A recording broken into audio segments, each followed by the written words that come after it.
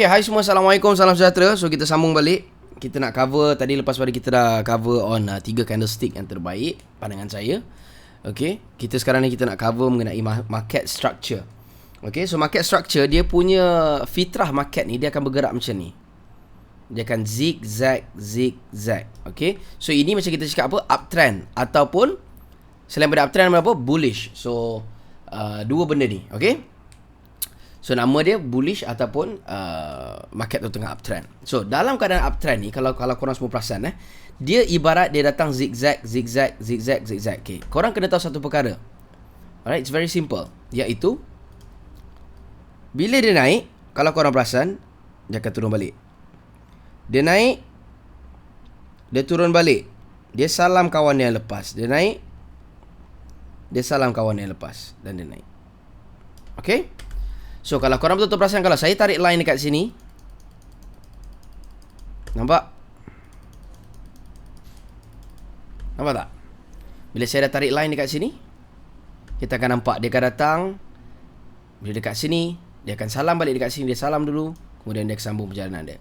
Batal balik, dia salam balik dekat satu level yang sebelum ni tadi, kemudian dia teruskan perjalanan dia. So ini perkara-perkara ni, ini kita panggil sebagai support and resistance. Okay, so di sini korang semua kena faham satu perkara. Sebelum saya nak sambung dengan penerangan tu, korang kena faham SNR, support and resistance. Okay, support and resistance ni korang kena ingat satu perkara. Dia ibarat support ni adalah kita punya lantai. So you bayangkan kita sekarang ni, kita berada di rumah. Okay, kita dekat sini. Ini kita. So lantai kita ni ibarat support.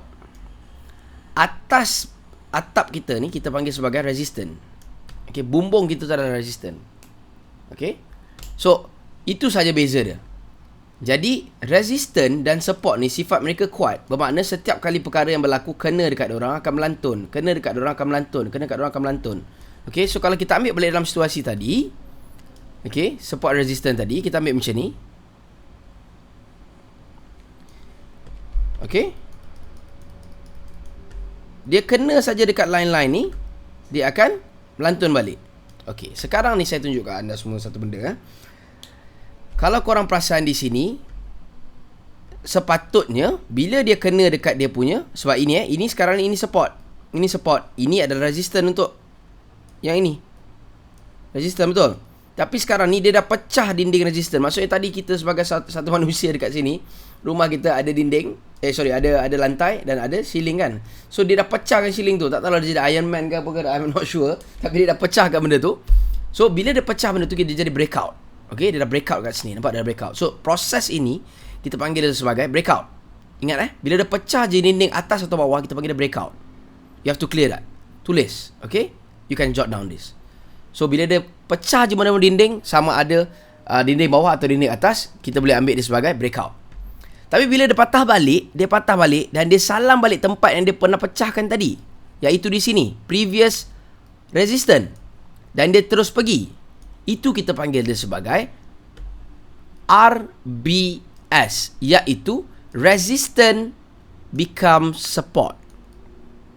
Bermakna tadi dia dah pecahkan. Okay, jadi sekarang ni dia langgar balik untuk dia naik lagi tinggi. Bermakna sekarang inilah support dia. Sebab itulah kita panggil previous resistance now is becoming the current support. Faham tak saya cakap apa? Okay, saya boleh bagi satu contoh. Ibaratkan sekarang macam mana RBS ni berlaku. You bayangkan sekarang you ada kat satu tingkat, you kat tingkat 12. Katakanlah, atau okay, you kat tingkat 1 lah. You kat tingkat 1. So ini atap you punya ceiling, ini you punya support. Right? Ni punya support.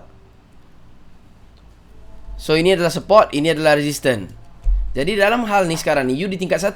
Bila you dekat tingkat 1, bila dia pecah je ni, you naik tingkat 1 lagi. Jadi sekarang ni kita masuk ke tingkat 2. Betul? Tingkat 2 pula adalah lantai tingkat 2 merupakan ceiling untuk tingkat 1. So itulah berlakunya jadi dekat sini. Resistance become support. Nampak tak? Faham tak demi yang ni? Jadi sekarang ni kita dah naik tingkat 2. Bila kita dah naik tingkat 2, tadi yang kita punya ceiling atas sekarang dah jadi support kita. Itu yang jadi lantai kita sekarang. Sama juga bila naik tingkat 3 nanti. Dia naik tingkat 3. Yang ini tadi, yang ini punya ceiling tadi, dinding atas dia, dah menjadi dinding bawah untuk orang di atas. So itu je dia punya perumpamaan untuk RBS. Okay, resistance become support. Saya harap anda semua clear. Alright, so kalau macam ni, kena, katakanlah sekarang dalam situasi ni, katakanlah saya buat satu contoh to make it more clear. Naik, okay, berlaku some ranging, tapi sinilah merupakan sekarang ni, sinilah merupakan dia punya resistance. Okay, resistance. Okay, naik, dia kena, dia terjun, dia kena, dia terjun, lantung balik, dia kena, lantung balik. Sekali dia ambil satu force, term dia break. So ini breakout, tapi dia belum lagi jadi RBS. Tiba-tiba dia datang balik, dia patah balik, dia bagi salam ciuman terakhir dia. Kemudian dia gerak. Bila dia dah berlakunya proses ni, dia dah datang balik dan dia dah salam balik dan kemudian dia pergi, barulah dia valid untuk kita panggil sebagai RBS. Sebab apa? Ini tadi resistance dan dia dah hit, sekarang jadi support. So resistance become support. Faham Saya harap anda semua clear? Okey, itu cerita untuk RBS. Sekarang ni kita masuk kepada SBR. SBR pula, dia punya konsep bukan sama tapi dia menurun. Okey, sekarang kau nampak ada satu support kat sini. Ada satu support kat sini. So sekarang ni memanglah ni support.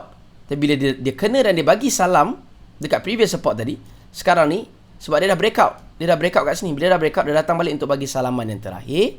Salaman ni kita panggil sebagai, sebab tadi ni support, dia break, datang balik dan dia terjun. So ini sekarang dia jadi SBR, iaitu support dinding bawah tadi. Okey, bayangkan orang ni di tingkat 3. Dia pecah, okey.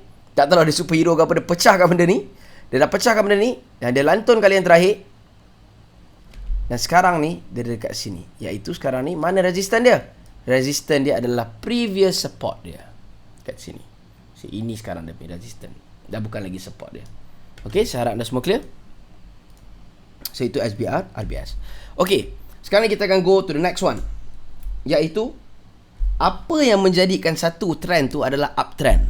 Okey, anda semua kena clear benda ni Yang menjadikan satu benda tu uptrend, ini apa tadi? Ini adalah resistance. Bila dia kena dia jadi apa? RBS, resistance become support now. Okey, yang menjadikan semua ni naik turun ni disebabkan satu perkara sahaja, iaitu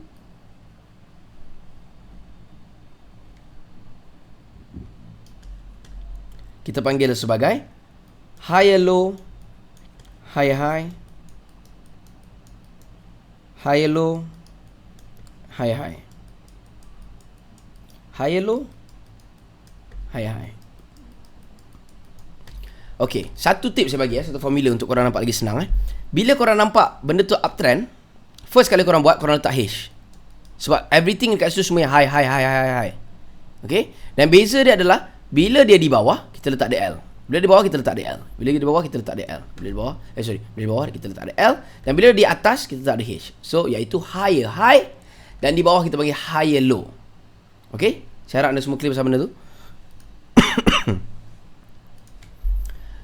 Okey? Konsep dia sama juga. Okey? Konsep dia sama juga dengan support and resistance tadi. Okey? So, kita nampak kat sini, kita ada higher low, higher high, higher low, higher high. Okay. So dalam higher low, higher high ni, sebenarnya kalau kita ambil definisi satu lagi, ini pun sebenarnya RBS juga. So dia ada beberapa nama. Okay. So kalau orang tanya ini apa dia? Oh, ini di sini point ni apa? Oh, ini adalah RBS. Ataupun nama dia lain kalau dari sudut keseluruhan structure, ini masih di high low. Dan dia break balik yang ni. Dia buat satu breakout dekat sini. Perasan tak? Dia buat breakout. Breakout ni kita panggil sebagai high high. Okay? Boleh hadam?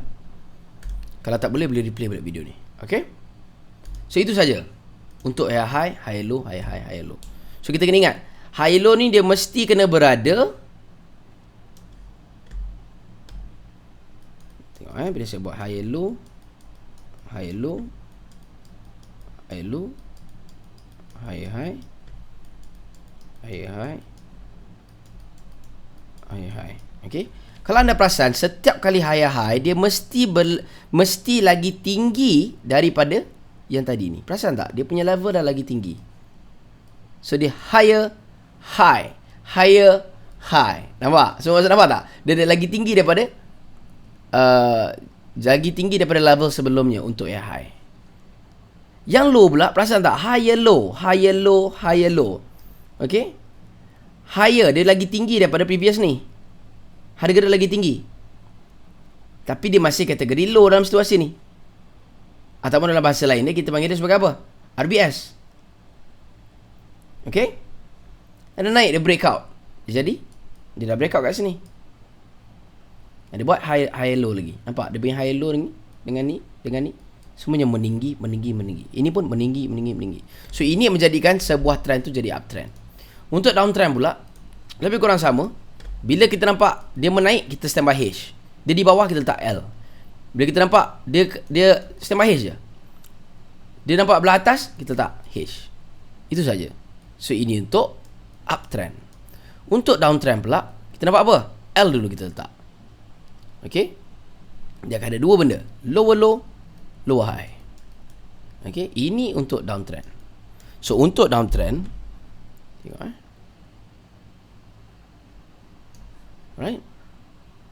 So ini kita panggil lower high, lower high, lower high, lower low, lower low, lower low. Okay, nampak tak? Jadi ini dah breakout dah tadi harga ni. Dah breakout. Dia dah melepasi tadi support tadi. Dalam bahasa lain dia adalah SBR. Okay, SBR. Tapi kalau ditanya ini point apa? Ini masih lower high. Sebab apa? Kenapa lower high? Sebab dia masih di bawah ini.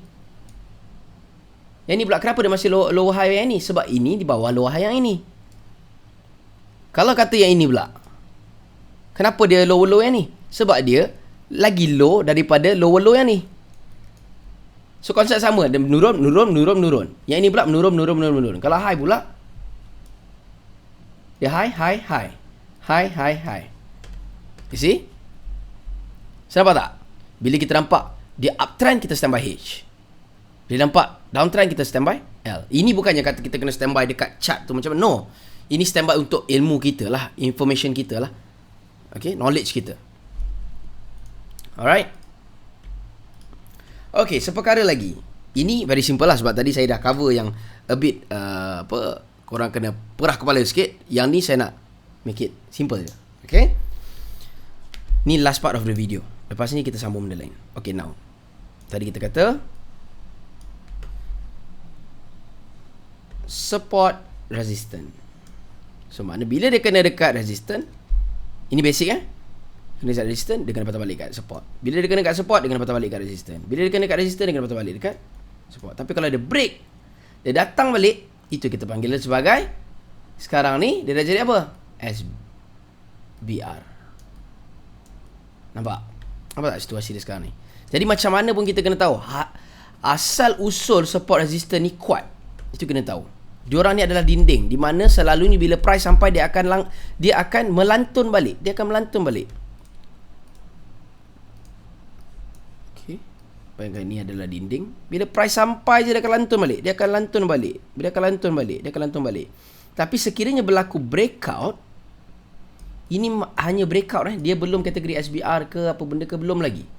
Tapi kalau dia datang, dia bagi salaman dan dia gerak, barulah kita boleh letak dia SBR ataupun RBS menurut apa cerita dia. Kalau uptrend dia akan jadi RBS, kalau downtrend dia akan jadi SBR.